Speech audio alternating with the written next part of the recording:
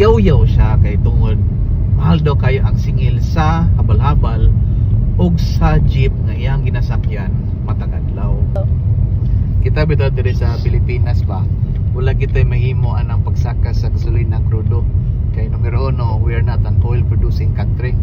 Dili pareho anang nas Middle East nga naa sila ilang kabuliong oil reserves. So wala kita mahimo anan. So kasabot lang kita sa mga driver sa balabal, jeep ug uban pa na medyo usaka sila gamay. Tungod kay di na po sure kaya nila ang abangan sa ilahang sakyanan na gidrivean. So makasabot ta ana. The reason why ngano naka-share ko ninyo ani karon kay dunay usa ka tawo mong gud ganina sa usa ka sari-sari store nga dito ko ganina ba nipalit ko mineral water. Nagyaw-yaw siya kay tungod mahal daw kayo ang singil sa habal-habal ug sa jeep nga iyang ginasakyan matag adlaw. But while gasturya siya na, sige siyang yup-yup sa iyang Marlboro nga sigarilyo. Ako una-una lang pa.